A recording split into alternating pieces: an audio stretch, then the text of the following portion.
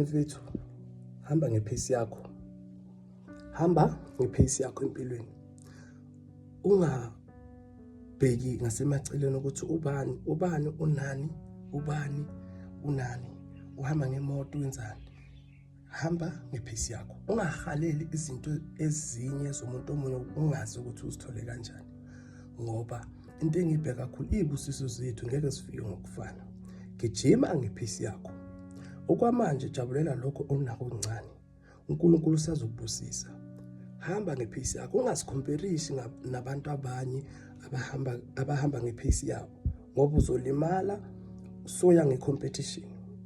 Ngoba lento le ngayibona kakhulu ebanganini bami ukuthi yekela lento le ebizwa icompetition, whereby umuntu omunye uthenga imoto, uthenga umuzi, useyeshadile, nawe uyangenelela nawe uyenza icompetition. And icompetition izokukhathaza ngoba lezo zinto awuzenzi ngenhliziyo yakho, so uzenza ngepressure yokuthi ubone umngane wakho eyenza leyo nto leyo, nawe sofuna ukuyenza. Wazi ukuthi uyiqale kanjani, wahlanganisa inani, kodwa nawe usuzicindezela ngaphakathi kwecompetition.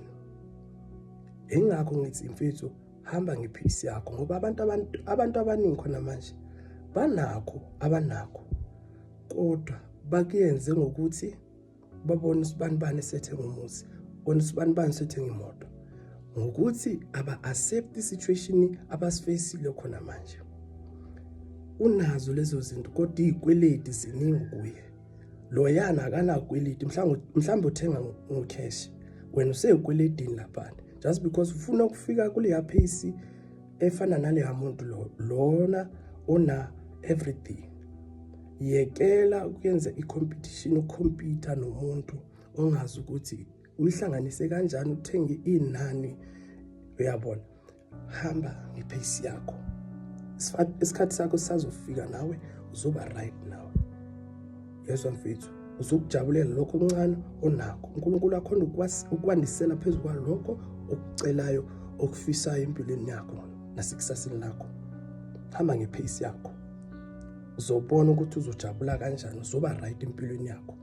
Ngiyabonga. God bless you guys.